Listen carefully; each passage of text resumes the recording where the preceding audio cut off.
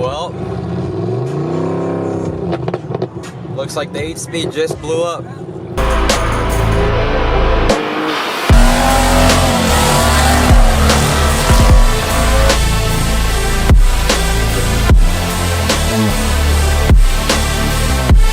What's going on, guys? Welcome back to another video. Yes, I'm wearing the same hoodie again because it is April in Texas and it's kind of cold right now. I don't know why. But today's video, I'm going to be changing the O2 sensors on my truck, like I mentioned last video, I think. As well, I'm going to be changing the oil filter, and then seeing how it runs, because right now it's just tuned on math and it kind of runs a little crappy. I'm going to go ahead and pull this in so I can get the oil changed on it, because it is a little bit low on oil pressure. Cool. Alright, so got the truck on the lift, kind of. Well, not yet. I'm going to go ahead and raise it up. Oh.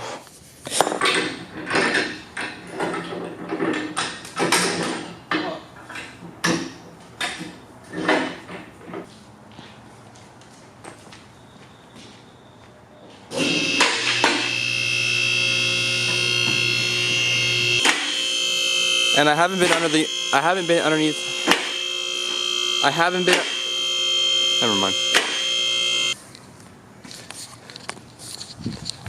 What I was gonna say is I haven't been underneath the truck in like 2 months, possibly. Well, on the lift, I've been underneath it plenty of times, but I haven't had it on the lift in about a month or two.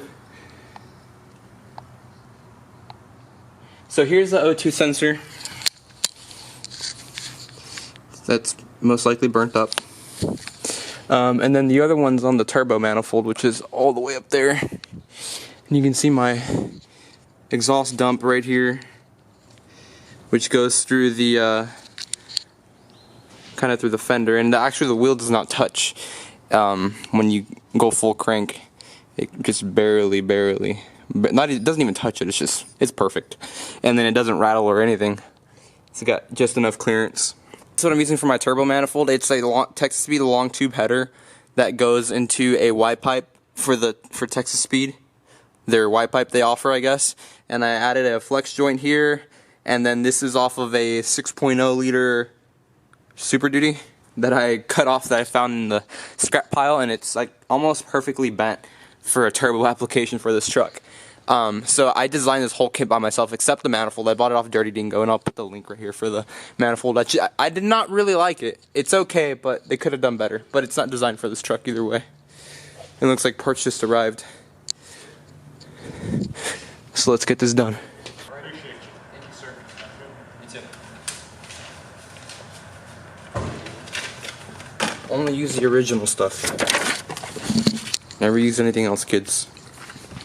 In case you guys are wondering what part number I use for my truck, PF63E for the Denali. People run their K&N filters and all that stuff. I personally like the OEM stuff the best for this. Stuff like this. I mean, you can never go wrong with an AC Delco oil filter. I know they sell like the K&Ns and the Wicks, and I know there's some cheaper stuff out there, but I would never, not for my vehicle. So once you get the oil filter, you want to fill it up. That way you don't start the truck dry. So what you do. So let's get the oil drained out of it. It's probably going to come out pitch black. And I think it's a 15 millimeter. It's all about that snap on, you know. And you know what? It's a freaking 14. Nope, it's a 15. It's a 14 and a half. Oh, mother crapper, dude. There it is. One of these points, this thing's gonna get stripped.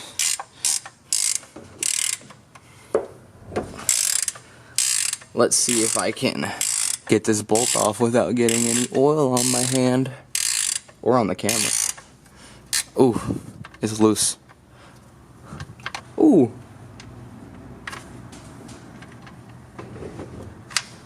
Dang it. Crap. Dang it. Oh! No! Alright, one more time. God dang it, I got on my hand. It was on the last thread. For my turbo feed.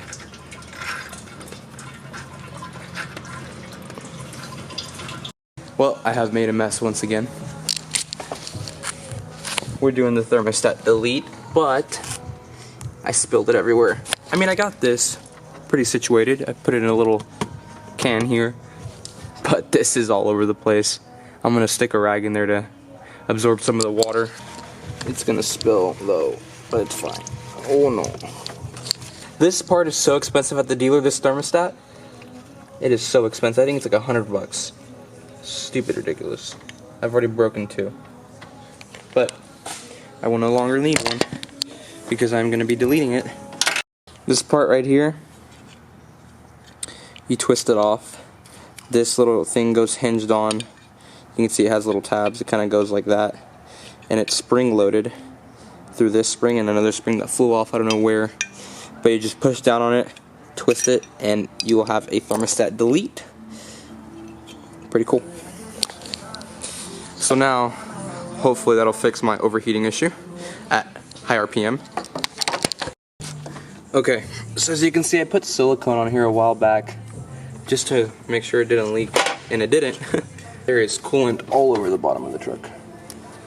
But, whatever. It's for a good cause. I gotta make sure not to get the silicone into the engine. Although it won't really hurt it, it's not good for it. It can plug up the cooling system in the radiator.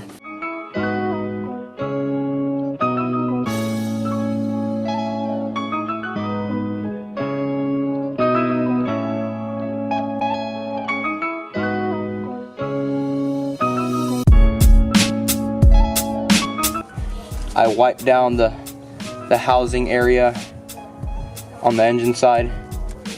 And one good thing I just noticed, I didn't even realize this, but there is no oil or gasoline in the coolant, so I know my head gasket is good. Usually you'll see some oil floating around if it's bad.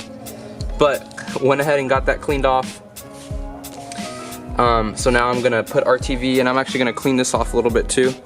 Put some RTV on there, seal it up, and bolt it down. Alright, so now you can see here I put a little bit of RTV on it. Just black silicone.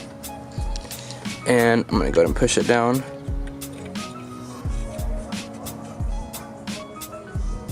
Okay. Go ahead and start your bolts.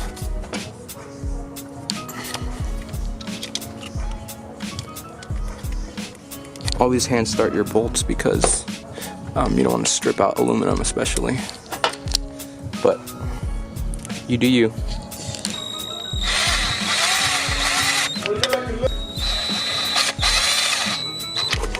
Alright, as I was saying, you want to start them. Slowly just snug them down. Give it one little zap. So I did not find a torque spec, unfortunately. But you just go with your gut feeling.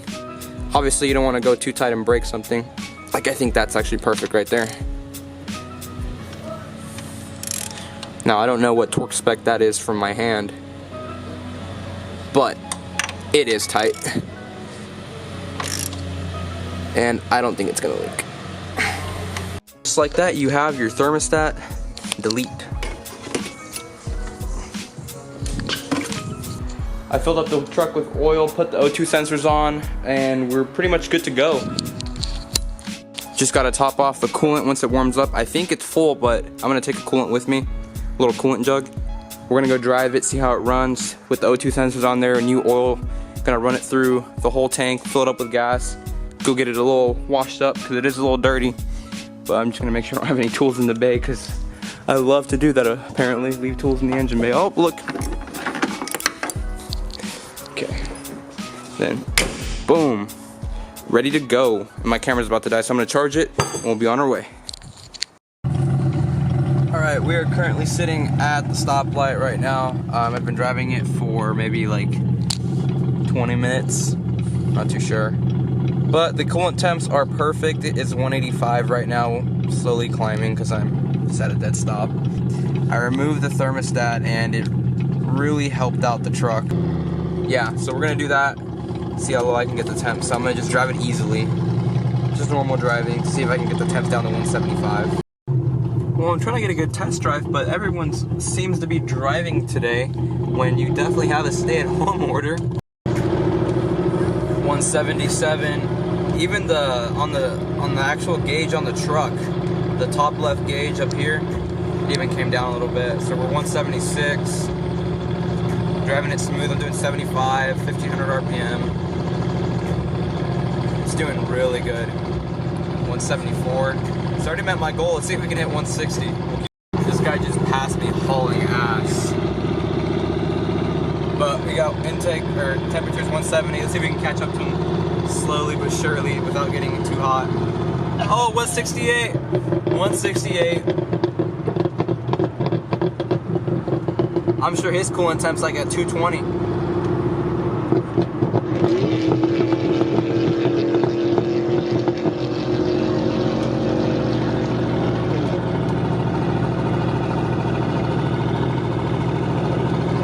Going fast. He's still going. Alright, we came back up. Let's catch him.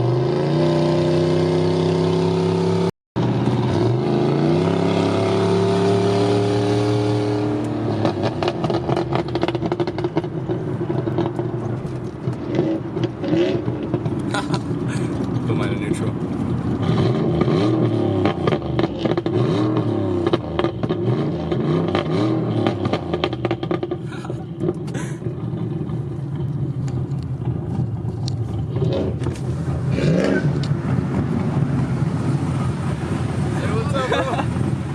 I was like, look at this asshole. Hey, do a pull.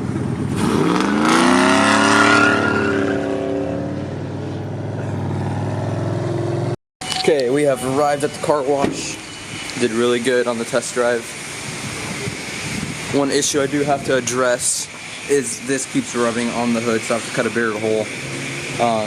Excuse my welds, I had to weld without gas. But we're gonna get her washed up. It's pretty dirty, just the front end mostly, but I'm gonna rinse it all down, get it real nice and clean. And I don't have coins. Maybe there's a coin machine over here somewhere. Okay, we're changing bays because a truck just left and that bay is bigger.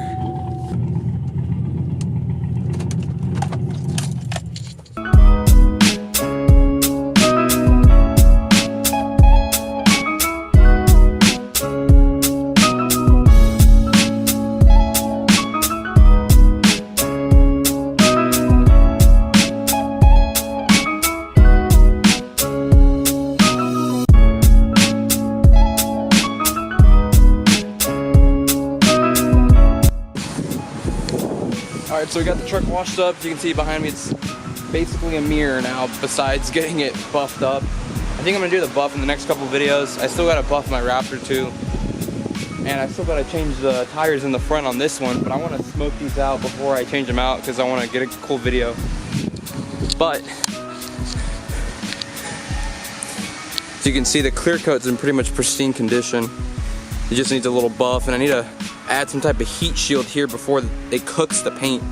But I mean, you can see it's pretty much perfect, but perfect isn't enough. I gotta go mirror finish, and I gotta get this dent out.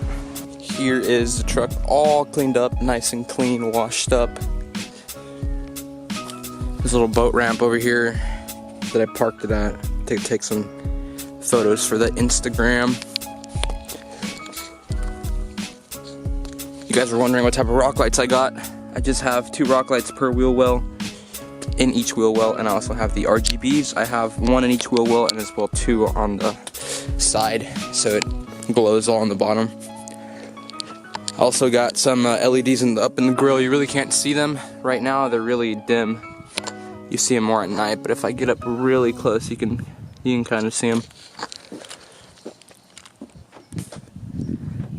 One thing about the Denali's is that it's got switchbacks integrated from the factory.